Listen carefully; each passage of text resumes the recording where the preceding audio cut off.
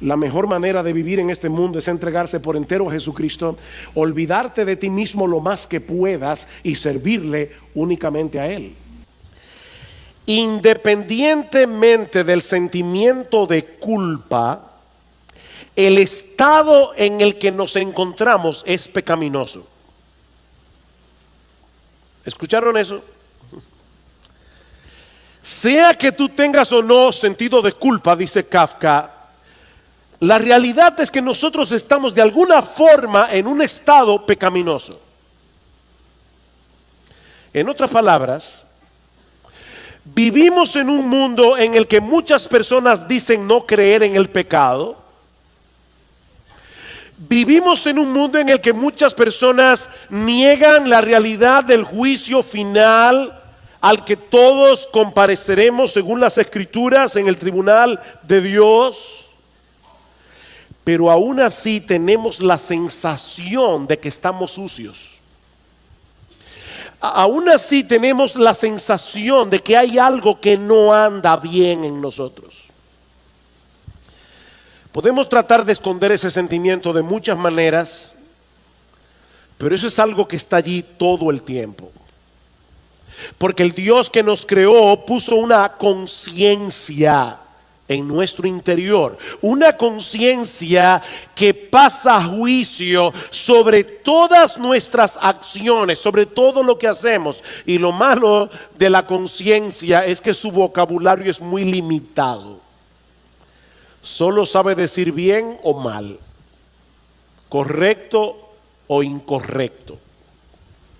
Es como una alarma en el corazón que difícilmente puede ser acallada.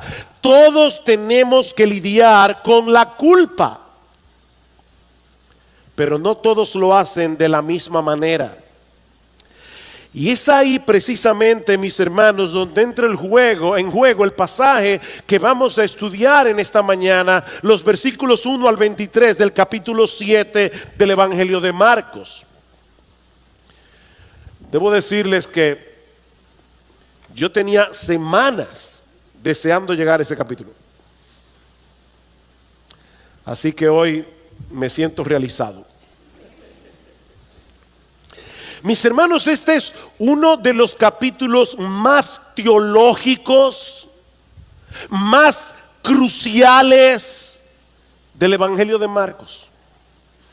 Es un capítulo que nos ayuda a entender, a ver en una forma bien clara la diferencia que hay entre el cristianismo y todas las otras formas en que los seres humanos tratan de lidiar con el problema de la culpa. Lean conmigo los versículos 1 al 5 de Marcos 7 para poner esta historia en contexto. Dicen: los fariseos y algunos de los escribas que habían venido de Jerusalén se reunieron alrededor de él y vieron que algunos de sus discípulos comían el pan con manos inmundas, es decir, sin lavar. Y ahora Marcos introduce una nota editorial aquí. Porque los fariseos y todos los judíos no comen a menos de que se laven las manos cuidadosamente, observando así la tradición de los ancianos, y cuando vuelven de la plaza no comen a menos de que se laven, y hay muchas otras cosas que han recibido para observarlas, como el lavamiento de los vasos, de los cántaros y de las vasijas de cobre. Entonces los fariseos y los escribas le preguntaron: ¿por qué tus discípulos no andan conforme a la tradición de los ancianos, sino que comen pan con manos inmundas? Debo aclarar, sobre todo para los niños que están aquí, que es bueno lavarse las manos antes de comer. Sobre todo si estamos comiendo alimentos que se toman con la mano, como el pan, por ejemplo. Pero la preocupación de los fariseos en este pasaje no era higiénica. La preocupación de los fariseos en este pasaje era religiosa. Marcos dice en el versículo 3 que todos los judíos se lavaban las manos cuidadosamente antes de comer, y él añade, observando así la tradición de los ancianos. Y luego en el versículo 5 dice que los fariseos acusaron a Jesús de que sus discípulos no andaban conforme a la tradición de los ancianos. ¿De cuáles tradiciones es que el Señor está hablando aquí? Bueno, de los ritos y de las ceremonias que los rabinos, los maestros en Israel, le habían añadido a la ley de Moisés para asegurarse de que la estaban cumpliendo y obedeciendo al pie de la letra. En el Antiguo Testamento Dios había ordenado ciertos ritos de purificación. Ahora, estos ritos eran prácticamente una ayuda visual para que los judíos percibieran la necesidad que ellos tenían de ser limpiados de sus pecados antes de poder comparecer a la presencia de Dios.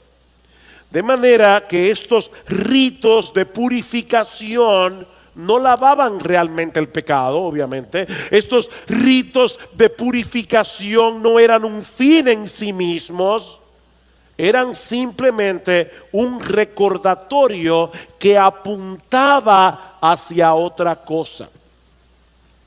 Estos rituales tenían la intención de preparar al pueblo para la llegada de un Salvador que iba a hacer por ellos lo que ningún jabón del mundo puede hacer, ni ningún ritual religioso tampoco. El problema del hombre es espiritual y por lo tanto requiere de un remedio espiritual. Es por eso que en Deuteronomio capítulo 10 versículo 16, hablando de la circuncisión, algo que se practicaba en el cuerpo, Moisés les dice: no se confundan, lo que ustedes necesitan no es un corte en el cuerpo, lo que ustedes necesitan es una circuncisión del corazón. Esa circuncisión física apunta hacia un remedio más radical, apunta hacia algo que Dios hará en algún momento en vuestros corazones. Y en Jeremías capítulo 2 versículo 22 lo dice en una forma mucho más impactante: aunque te laves con lejía y amontones jabón sobre ti, la mancha de tu pecado permanecerá delante de mí, dice Jehová el Señor. El lavado del cuerpo no puede quitar las manchas del alma. Pero los líderes religiosos de Israel perdieron de vista el significado verdadero de estos rituales y llegaron a pensar que por el mero hecho de practicarlos, eso los ayudaría a ganar el favor de Dios. Estos hombres llegaron a ser los máximos exponentes del legalismo en los días del Señor Jesucristo. ¿Y qué es el legalismo? Bueno, básicamente es tratar de ganar el favor de Dios a través de nuestra obediencia a un conjunto de rituales, de leyes y de normas.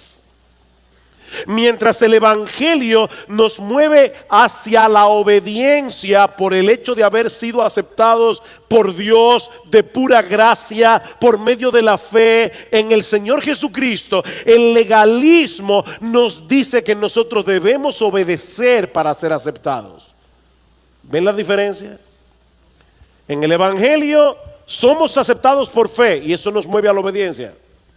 El legalista te dice: no, debes obedecer para ser aceptado.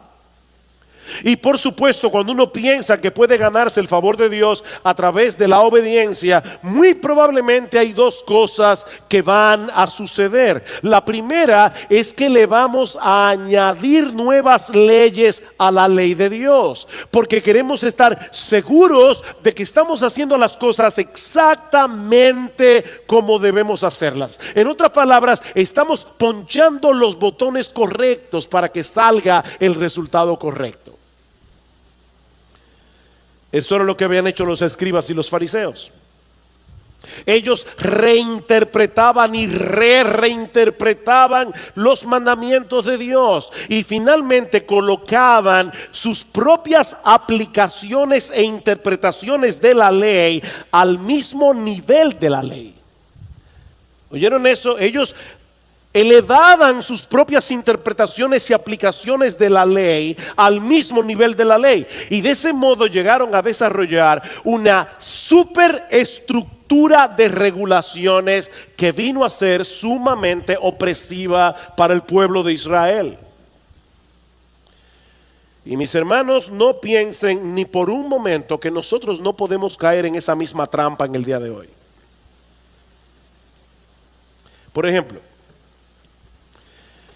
yo creo que la Biblia enseña que nosotros debemos apartar este día para darle descanso a nuestros cuerpos y para tener comunión con el Señor, como no podemos hacerlo en el resto de la semana por las ocupaciones que tenemos.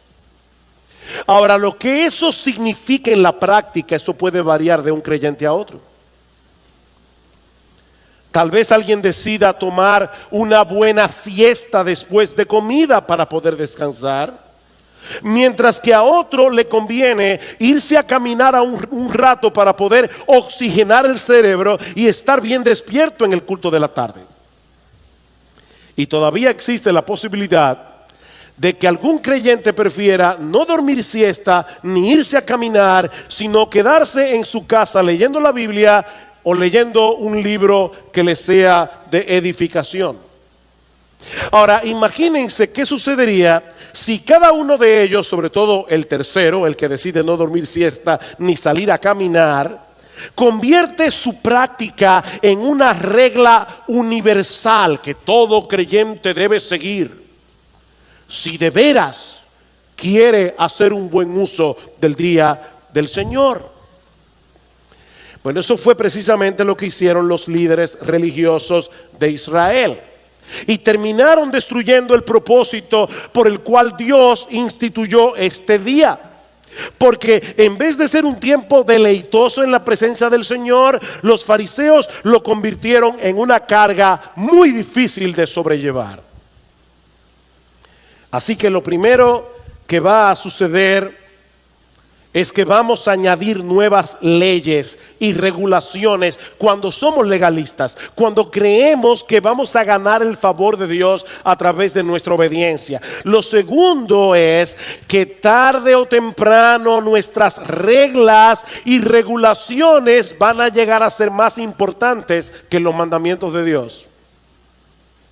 Lo segundo que va a suceder es que esas reglas y regulaciones humanas van a llegar a ser más importantes que los mandamientos de Dios revelados en su palabra. Esa es básicamente la acusación que el Señor le hace a los fariseos aquí. Los legalistas anulan la palabra de Dios para seguir sus tradiciones. Vean el versículo 6. Y él les dijo: bien profetizó Isaías de vosotros, hipócritas, como está escrito: este pueblo con los labios me honra, pero su corazón está muy lejos de mí. Mas en vano me rinden culto, enseñando como doctrinas preceptos de hombres. Dejando el mandamiento de Dios, os aferráis a la tradición de los hombres. Mis hermanos, ¿quién es el único que sabe cuál es la forma correcta de adorar a Dios? Obviamente Dios. De manera que cuando ponemos a un lado su palabra para seguir tradiciones humanas, lo estamos adorando en vano, porque no lo estamos haciendo de corazón. ¿Y qué conexión hay entre una cosa y la otra? ¿Qué conexión hay entre las tradiciones humanas y el corazón? ¿Por qué adorar a Dios según las tradiciones humanas nos hace ser hipócritas? Es una hipocresía, dice el Señor, porque ellos profesaban ser seguidores de Dios, pero en realidad eran seguidores de los hombres. ¿Ven el problema? Ellos decían ser seguidores de Dios, pero la revelación de Dios está en su palabra. Ellos eran seguidores de los hombres. Ellos cumplían fielmente con la tradición de los ancianos, pero ¿qué de la devoción del corazón? Miren, mis hermanos, es más fácil lavarse bien las manos antes de comer que adorar a Dios con un corazón que en verdad se deleita en Él y que no descansa ni se deleita en nada más. Es mucho más fácil lavarse las manos. Estos hombres estaban más preocupados por sus rituales externos que por la realidad de un corazón que anhela estar más cerca de Dios. De nuevo, permítame ponerles otro ejemplo práctico, porque yo tengo el temor de que algunos vean ese pasaje y digan, bueno, ya nosotros no tenemos problema con eso, esos rituales se acabaron. No, la razón por la que el Espíritu Santo inspiró a Marcos a escribir un capítulo tan extenso acerca de ese tema es porque tú y yo tenemos que luchar con el legalismo todo el tiempo. Déjenme ponerles un ejemplo. Todo creyente debe apartar un tiempo cada día para estar a solas en comunión con el Señor, orando y leyendo su palabra. Todo creyente debe hacer eso. Todo creyente debe venir a la iglesia cada domingo para adorar a Dios junto a su pueblo y ser edificado por medio de las Escrituras. Todo creyente debe hacer eso. Pero escúchame bien, si tú estás haciendo todo eso como un ritual externo, creyendo que por el mero hecho de hacerlo te vas a ganar el favor de Dios, tú estás haciendo lo correcto por una motivación incorrecta. Y eso no le va a hacer ningún bien a tu alma. La razón por la que debemos congregarnos los domingos con el pueblo de Dios es porque es en medio de esta reunión donde Dios ha prometido manifestar su presencia especial, y nosotros como creyentes queremos estar donde Dios está. Esa es la razón. Mirad cuán bueno y cuán deleitoso es habitar los hermanos juntos en armonía. ¿Por qué? Porque allí envía Jehová bendición y vida eterna. Allí, en la reunión del pueblo de Dios. Nosotros queremos estar aquí porque queremos a Dios. Sí, debemos apartar un tiempo cada día para leer la Biblia y orar. ¿Por qué? Porque Dios nos habla a través de su palabra y nosotros derramamos nuestros corazones delante de Él por medio de la oración. Nosotros queremos a Dios, queremos tener comunión con Dios.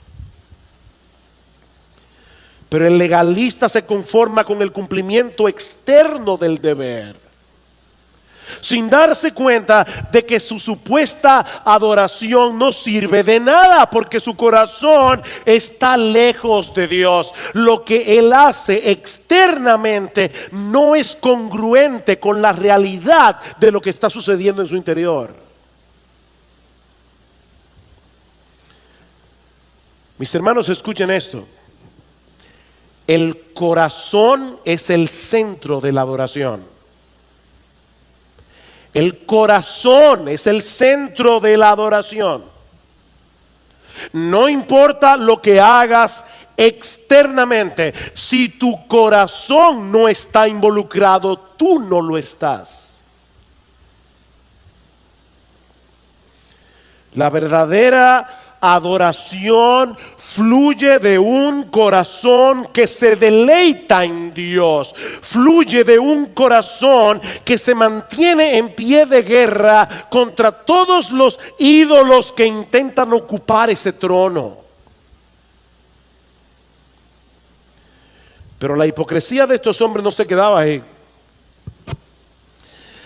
Cuando nuestra obediencia a ciertas reglas no es más que un mecanismo para tratar de obligar a Dios a bendecirnos, Vamos a terminar anulando los mandamientos de Dios por esas reglas, como decíamos hace un momento. Miren el ejemplo que pone el Señor en los versículos 9 al 13.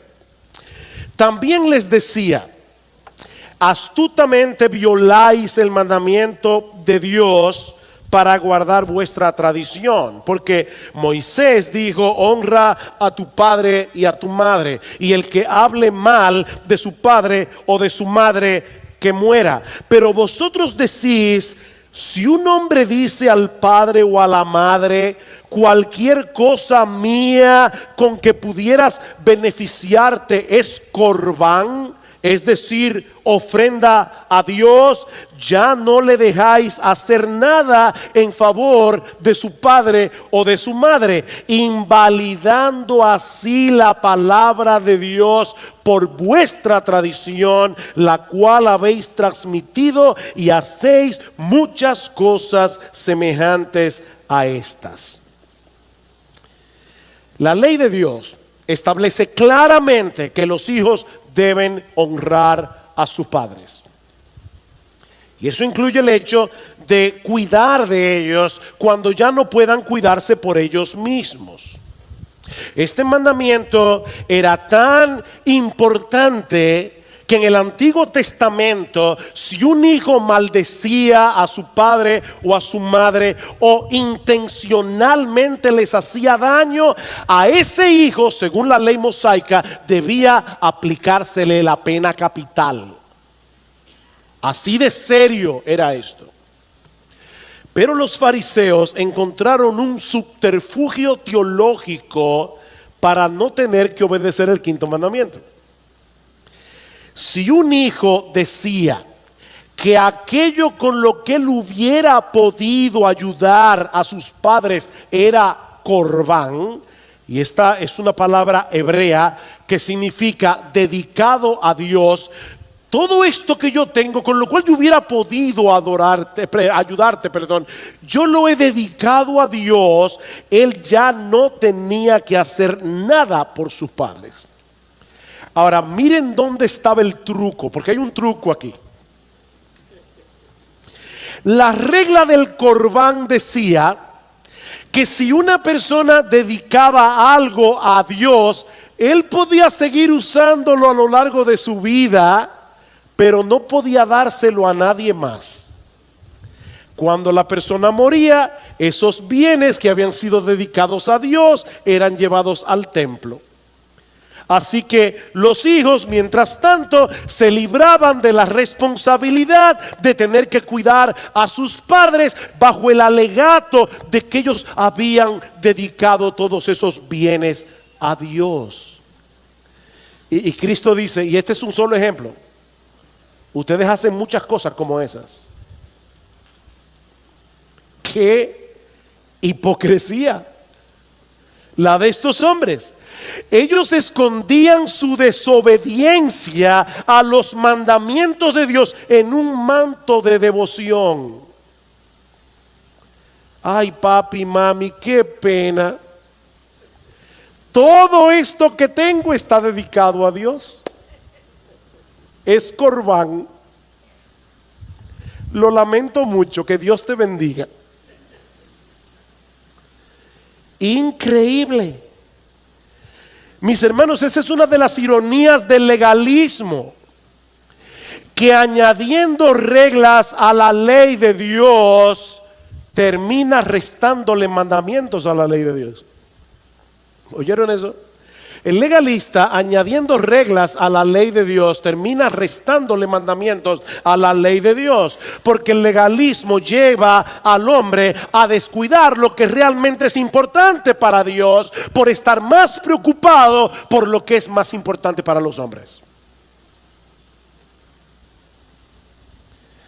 Y noten la secuencia que Marcos nos presenta en este pasaje, porque hay una progresión aquí de decadencia en este pasaje. En el versículo 7 dice que ellos enseñan mandamientos de hombres en vez de enseñar las escrituras. En el versículo 8 dice que ellos dejan el mandamiento de Dios para aferrarse a la tradición. En el versículo 9 dice que violan el mandamiento de Dios, y en el versículo 13 dice que invalidan o cancelan la palabra de Dios.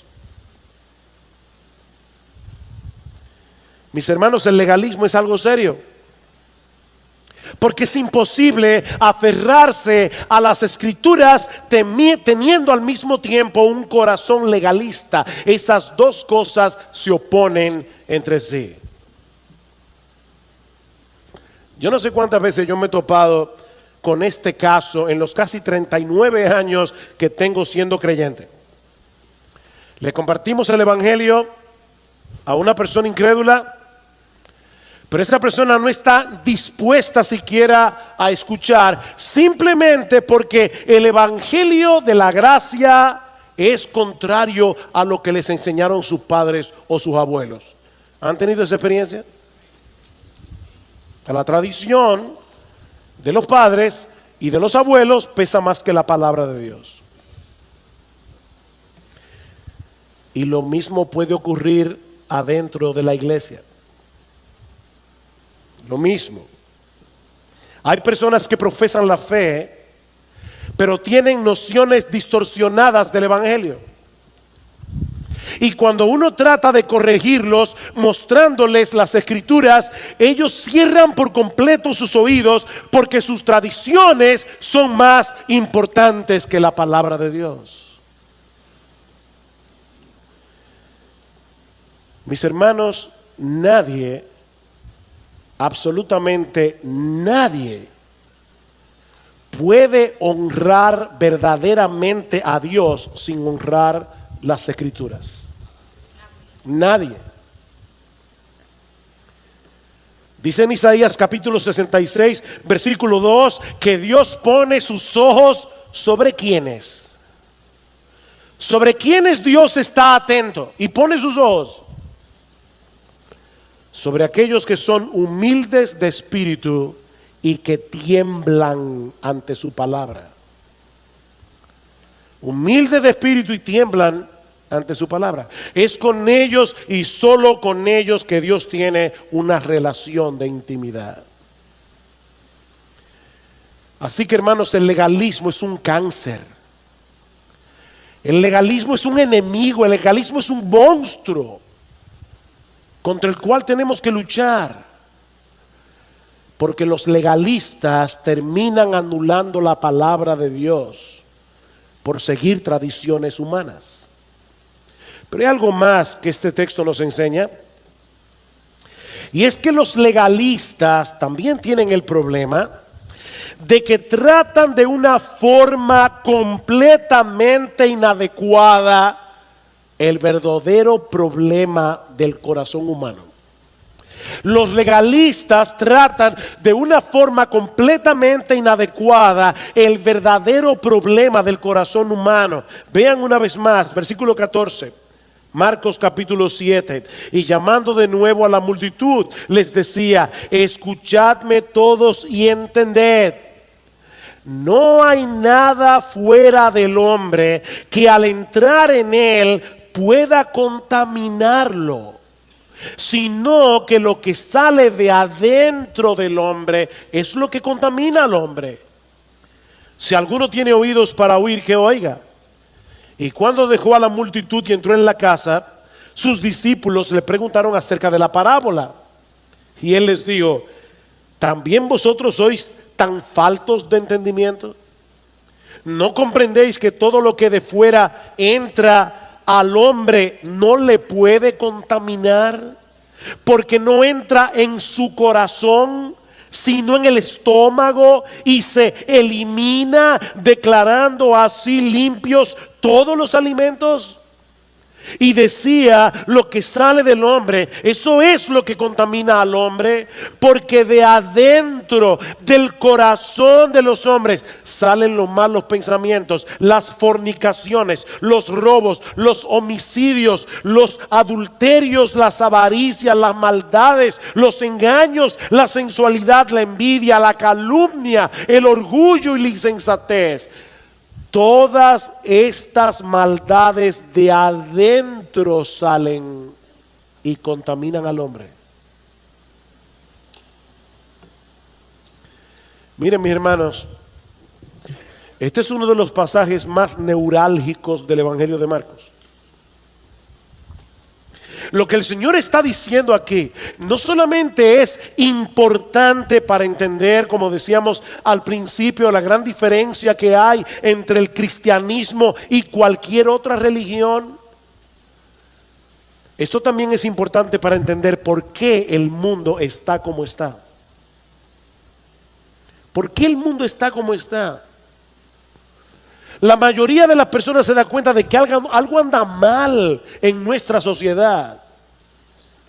Pero muchos le atribuyen el problema a las estructuras sociales o a la falta de educación. Necesitamos urgentemente un cambio de sistema para que el mundo funcione como debe funcionar. No, dice el Señor. No. Eso no sirve. Porque el problema no está en el sistema. El problema está en el corazón humano.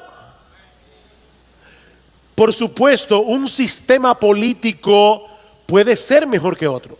Eso es una realidad. Tener una buena educación es mejor que no tenerla. Pero todos nosotros tenemos un problema interno que ningún sistema político, ni la mejor educación del mundo, ni ninguna práctica religiosa puede resolver. Lo que el Señor Jesucristo nos está diciendo en este pasaje es que lo que anda mal en la sociedad somos tú y yo. Lo que Él está diciendo aquí, mis amados hermanos y amigos que están aquí en esta mañana, es que nosotros somos el problema. Vean el versículo 15. No hay nada fuera del hombre que al entrar en él pueda contaminarlo, sino que lo que sale de adentro del hombre es lo que contamina al hombre. ¿Escuchaste eso? Lo que te contamina, lo que te hace daño, no es primariamente algo que está externo a ti, es algo que está dentro de ti. Y yo aclaro que eso no quiere decir que no debamos cuidarnos de las cosas externas que puedan llevarnos a pecar. Jesús no está diciendo eso, porque Él mismo dijo en otra ocasión que si tu ojo te es ocasión de caer, debes sacártelo. Y obviamente Él no se está refiriendo a que te quedes literalmente tuerto. Lo que Jesús está diciendo aquí es que debes tomar decisiones radicales para no poner delante de ti ninguna cosa que pueda moverte hacia el pecado. Pero la razón por la que las cosas externas tienen esa influencia sobre ti y sobre mí es porque la corrupción ya está en nuestro corazón. Eso es lo que dice en los versículos 20 en adelante. Lo que sale del hombre, eso es lo que contamina al hombre, porque es de adentro del corazón de los hombres que salen los malos pensamientos, las fornicaciones, etcétera. Etcétera. Mira, escúchame bien. Tu problema no es ese jefe que te hace la vida tan difícil. Tu problema no es ese conductor que maneja en vía contraria y por momento te dan deseos de ir manejando una patana para quitarlo de en medio. No, tu problema es que tú tienes un corazón homicida. Y yo también. Ese es nuestro problema. No es la pornografía en internet lo que te hace ver lo que tú no debes ver, sino la lujuria de tu corazón. La pornografía te seduce porque ya tú tienes un corazón impregnado de lascivia. La razón por la que te gusta chismear es porque tienes un corazón orgulloso y cruel, que disfruta publicando las faltas de los demás para luego construir un pedestal sobre los escombros de su reputación en el cual tú puedas levantarte a ti mismo.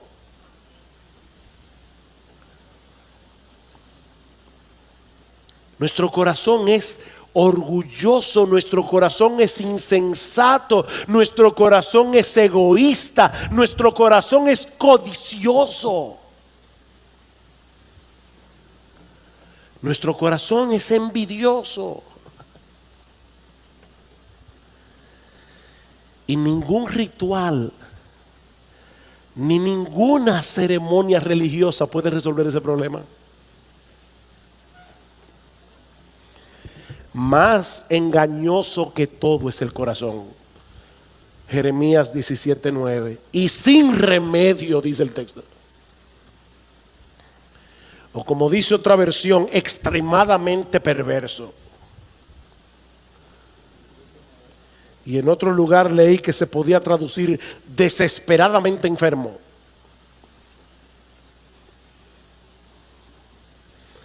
Es por eso que el legalismo no funciona.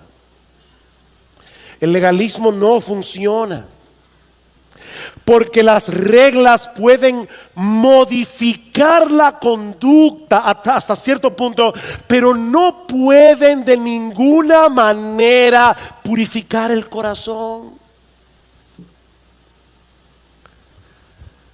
Recuerda, aunque te laves con lejía y amontones jabón sobre ti, la mancha de tu pecado permanecerá delante de mí, dice el Señor.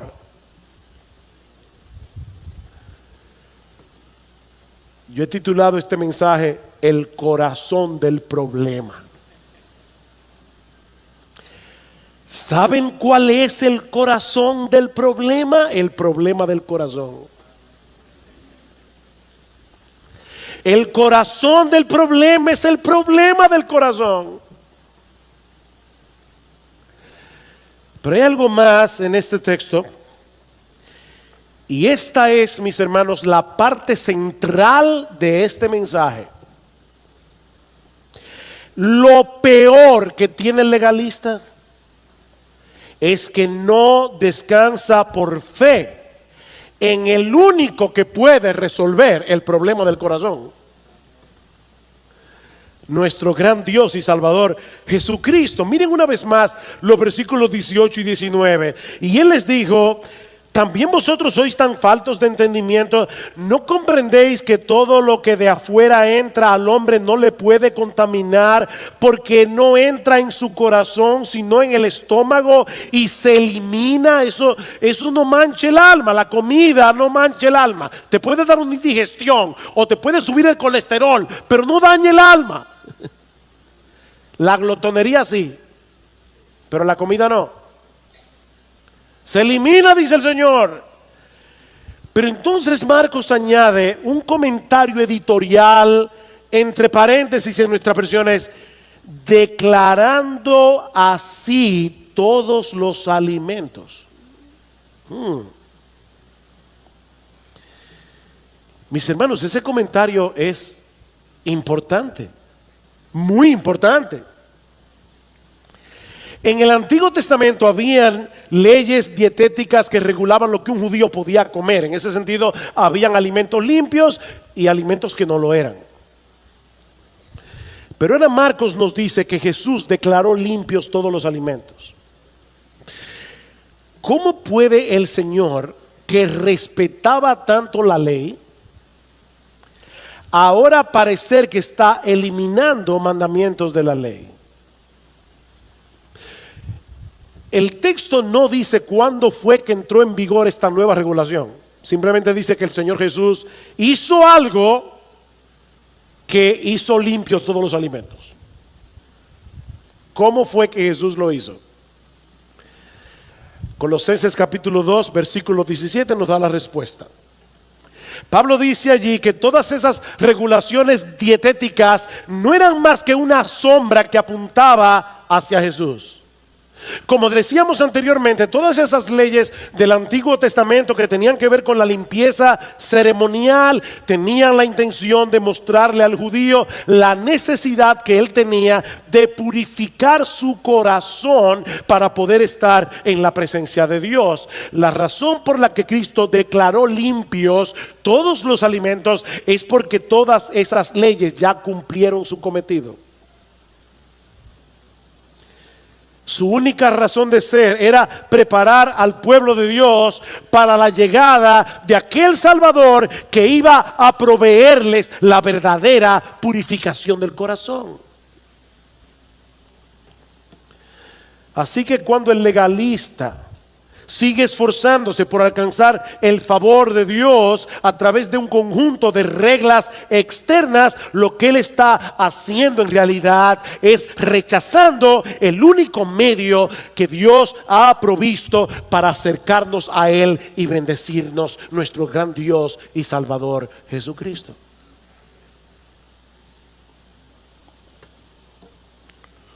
Hay un pasaje del Antiguo Testamento que presenta esta enseñanza de una forma increíblemente impactante. No tienen que buscarlo, pero se encuentra en el capítulo 3 del profeta Zacarías. Y es un pasaje lleno de simbolismo que comienza con una visión que el profeta tiene viendo a un sumo sacerdote llamado Josué en el templo de Jerusalén delante del ángel del Señor. Yo le pido al Señor de verdad, le oraba esta mañana, yo espero que ustedes sientan el impacto de este texto profundamente, porque es un pasaje impresionante. Ahí está Josué, el sumo sacerdote, en el templo de Jerusalén. El templo de Jerusalén tenía tres partes: un patio exterior, un patio interior y el lugar santísimo, donde solo entraba el sumo sacerdote una vez al año en el día de la expiación, o como los judíos le llaman, el día del Yom Kippur. La preparación para ese día era sumamente meticulosa. Una semana antes el sumo sacerdote se aislaba de todo el mundo para que no tocara nada inmundo antes de entrar en el lugar santísimo, ni siquiera por accidente. La noche antes él se quedaba sin dormir, orando y leyendo las escrituras. Finalmente llegaba el día del Yom Kippur y el sumo sacerdote se lavaba de pies a cabeza muy meticulosamente y luego se vestía de lino blanco, completamente puro. Entraba en el lugar santísimo y presentaba un animal sacrificado como expiación por sus propios pecados. Salía del lugar santísimo, volvía a bañarse otra vez y le ponían otra túnica de lino completamente limpia. Entraba de nuevo al lugar santísimo con un animal sacrificado para expiar los pecados de los sacerdotes. Salía del lugar santísimo otra vez, se bañaba de nuevo, le ponían otra túnica de lino y ahora él presentaba un animal por expiación del pecado de todo el pueblo. Estos datos son importantes para entender lo chocante que tuvo que haber sido la visión que recibió Zacarías. Porque él vio a Josué en el día de la expiación vestido de ropas viles, dice en el versículo 3. Literalmente lo que dice el texto hebreo es que Josué tenía una ropa salpicada de estiércol. Eso es lo que dice el texto. O sea, de pies a cabeza, Josué estaba completamente contaminado. Él no podía entrar en la presencia de Dios con una ropa bañada en estiércol. Un erudito del Antiguo Testamento llamado Ray Dillard, él nos dice que todo eso no era más que una representación de cuál es nuestra verdadera condición delante de Dios. No hay manera de que nosotros podamos encontrar purificación por nosotros mismos. Pero ahora escuchen lo más sorprendente de este pasaje. Oh, que el Señor bendiga su palabra. Dice en el versículo 4 que el ángel del Señor ordenó a los que estaban delante del sumo sacerdote que le quitaran esas vestiduras contaminadas. Y entonces le dice a Josué: mira, he quitado tu iniquidad y te vestiré de ropas de gala. Versículo 8 y 9 explica: pues he aquí, yo voy a traer a mi siervo el renuevo y quitaré la iniquidad de esta tierra en un solo día. Wow, y, hermanos, traten de ponerse en el lugar de Zacarías escuchando esto. Durante siglos el pueblo de Israel había estado presentando sacrificios de animales cada día de la expiación, porque esos sacrificios nunca podían purificarnos de una vez por todas. Y ahora Dios está diciendo que iba a llegar un día en que ya no sería necesario hacer más sacrificios, porque Él borraría por completo toda iniquidad. ¿Cómo puede ser eso posible? Dice Ray Dillard: siglos más tarde apareció otro Josué. Una nota aquí: Josué es el nombre hebreo que en griego es Jesús. Josué en hebreo, Joshua en arameo, Jesús en griego. El nombre de Jesús apareció otro Josué, y ese Josué llevó a cabo un proceso completamente a la inversa. Él fue desnudado de sus ropas de gala para ser vestido con nuestros pecados, al asumir nuestra culpa en la cruz del Calvario, para que todos los que creen en Él sean vestidos de lino fino, limpio y resplandeciente, como dice en Apocalipsis capítulo 19. Al que no conoció pecado, por nosotros a Él Dios lo hizo pecado, para que tú y yo podamos ser justicia de Dios en Él. Aleluya, glorias sean dadas a nuestro bendito Señor y Salvador. Esto es increíble, hermanos. Dice en Hebreos capítulo 10 que los sacerdotes tenían que presentar sacrificios una y otra vez, los mismos sacrificios que nunca pueden quitar los pecados. Pero Cristo, con una sola ofrenda, hizo perfectos para siempre a los santificados. Eso es lo que el legalista no entiende. Oh, mis hermanos, es extremadamente importante que nos prediquemos este mensaje del Evangelio cada día. Y nos recordemos a nosotros mismos que nuestra aceptación delante de Dios depende enteramente de lo que Él hizo a nuestro favor a través de la vida y la muerte de nuestro Señor Jesucristo. ¿Saben por qué? Porque todos nosotros somos legalistas en recuperación. Somos legalistas en recuperación. Léete Efesios capítulo 6. ¿Qué es la armadura del creyente? ¿Qué es la armadura del creyente? Es el Evangelio.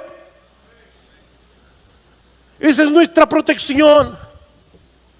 Mis hermanos, cuando nos convertimos al Señor, se instaló en nuestros corazones el sistema operativo de la gracia.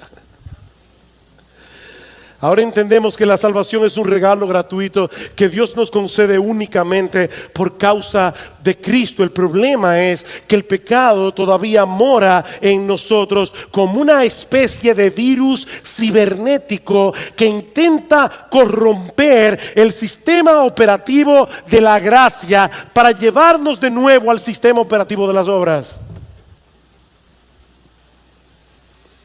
Y cuando eso ocurre, el monstruo del legalismo vuelve a levantar su horrible cabeza, obstaculizando en nosotros el proceso de santificación por el cual estamos siendo cada vez más transformados a la imagen de nuestro Señor Jesucristo. El legalismo nos vuelve inseguros y sorprendentemente también nos vuelve orgullosos.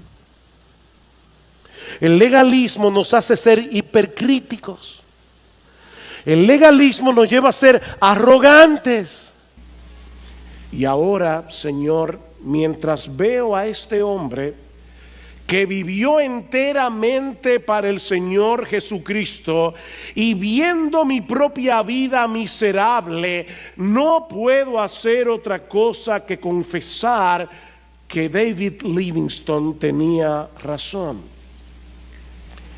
Porque la vida que vale la pena es una vida de servicio, extenderse para alcanzar a otros, una vida centrada en Cristo, en la cual Dios se lleva la gloria. Y el ministro del Evangelio miró al mendigo y le dijo: amigo, ya es hora de que te despiertes del sueño. Citando el pasaje de Romanos que vamos a considerar en la mañana de hoy. Mis hermanos, la perspectiva que estos dos hombres tenían cuando eran muchachos, sentados en la misma clase de escuela dominical, la perspectiva que estos dos muchachos tenían de la realidad los guió por dos caminos totalmente opuestos entre sí. Uno se entregó por entero para hacer aquello que tiene valor eterno. El otro desperdició y desgració su vida por completo porque estaba dormido a las cosas que realmente importan. Mis hermanos, tú y yo necesitamos una correcta perspectiva de la realidad. Necesitamos perspectiva. Y eso es precisamente lo que Pablo nos provee en este pasaje que vamos a estudiar en la mañana de hoy. Ahora, antes de entrar directamente en el contenido de nuestro texto, yo quiero que noten las palabras con las que Pablo introduce esta última exhortación en el capítulo 13. La Biblia de las Américas lo traduce: y haced todo esto. Pero si ustedes miran con cuidado sus Biblias, se van a dar cuenta que el haced todo está en bastardilla. Lo que eso quiere decir es que los traductores tuvieron que suplir esas dos palabras para hacerle sentido a la oración, pero lo que dice el texto original es como lo traduce la Biblia Reina Valera del 60. Y esto, pero ahora, ¿qué es esto? Bueno, es posible que Pablo se esté refiriendo a la exhortación al amor que nosotros vimos la semana pasada en los versículos 8 al 10. Amen al prójimo como a sí mismos, no solamente porque el amor es el cumplimiento de la ley, sino también porque conocemos este tiempo. Pero es posible también que Pablo se esté refiriendo a todas las exhortaciones comprendidas en los capítulos 12 y 13 que hemos visto desde hace unas semanas para acá. Ahora, estas dos perspectivas del texto no tienen mucha diferencia, porque en los capítulos 12 y 13 Pablo insiste en el tema del amor. Noten lo que dice Pablo en el versículo 1. Por consiguiente, Romanos 12:1, hermanos, os ruego por las misericordias de Dios que presentéis vuestros cuerpos como sacrificio vivo y santo, aceptable a Dios, que es vuestro culto racional. Y no os adaptéis a este mundo, sino transformaos renovaos mediante la renovación de vuestra mente. Déjense transformar en la renovación de vuestra mente para que verifiquéis cuál es la voluntad de Dios, lo que es bueno, aceptable y perfecto. En otras palabras, lo que Pablo está diciendo aquí es por todo lo que Dios ha hecho a nuestro favor mediante la persona y la obra de nuestro Señor Jesucristo. Entréguense por entero a Él y déjense transformar. Que vuestra mente sea transformada. Pero noten que Pablo dice: yo les ruego esto por las misericordias que Dios ya les dio. Mis hermanos, los cristianos no vivimos de cierta manera para tratar de alcanzar el favor de Dios, sino porque ya fuimos favorecidos por Él de pura gracia, solo por Cristo, solo por medio de la fe. Nuestra vida cristiana se encuentra anclada en el pasado, en esa obra perfecta de salvación que Dios llevó a cabo por medio de la encarnación, muerte, resurrección y ascensión de nuestro Señor Jesucristo. Es imposible vivir la vida cristiana si no tenemos un claro entendimiento del evangelio y si no traemos ese evangelio a nuestras mentes una y otra vez. Mis hermanos, los creyentes necesitamos mirar constantemente hacia el pasado, a la obra perfecta de Cristo en la cruz, si queremos vivir para la gloria de Dios. Pero cuando llegamos al final del capítulo 13, Pablo nos da una serie de exhortaciones que debemos obedecer por lo que va a suceder en el futuro. Yo tengo mucho interés en la mañana de hoy en que ustedes puedan ver todas las conexiones que Pablo hace en este texto. Debemos anclar nuestras vidas en las misericordias de Dios, lo que ya Dios hizo a nuestro favor en Cristo. Pero ahora Pablo nos va a exhortar a vivir de cierta manera por lo que va a suceder en el futuro. El cristiano mira continuamente hacia atrás a la obra perfecta de Cristo y a lo que ya somos en Él, pero también mira hacia adelante a lo que llegaremos a ser cuando Él regrese en gloria. Y a la luz de esa realidad, Pablo nos dice ahora que debemos despertarnos del sueño conscientes de que nos acercamos cada vez más a la consumación final de nuestra redención. Vean otra vez el versículo 11. Y haced todo esto conociendo el tiempo, que ya es hora de despertaros del sueño. Ustedes ven esos padres que se acercan por la mañana el lunes al niño y le dice: Manuel, levántate, que ya es hora de ir a la escuela. El niño abre los ojos, mira al papá, pero inmediatamente el papá sale de la habitación, el niño se vuelve a dormir. Así que el papá tiene que regresar otra vez y decirle: Manuel, se está haciendo tarde, ya está llegando la hora de la escuela. Bueno, Pablo está diciendo: ya es hora de despertaros del sueño. Miembros de Iglesia Bíblica del Señor Jesucristo, es hora de despertar. ¿Por qué? Porque ahora está más cerca la salvación de nosotros que cuando creímos. La noche está muy avanzada y se acerca el día. Pablo está asumiendo aquí que los creyentes tenemos una perspectiva clara del tiempo característico en que vivimos. Y él no se está refiriendo al tiempo que nosotros medimos cronológicamente con el reloj. En griego hay dos palabras, cronos y kairos. No es el tiempo cronos que yo puedo medir con las manecillas del reloj. Es el tiempo de oportunidad. Es esta era en la que nosotros vivimos. Esta era comprendida entre las dos venidas de Cristo.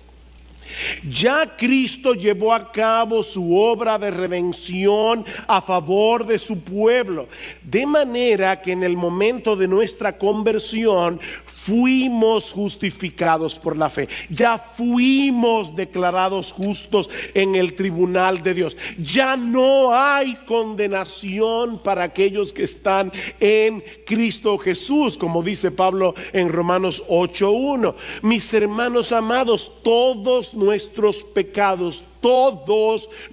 pecados fueron perdonados. Fuimos adoptados por Dios como sus hijos. Ya disfrutamos ahora del don de la vida eterna en Cristo, pero aún no experimentamos plenamente los beneficios de nuestra salvación porque no hemos sido aún glorificados.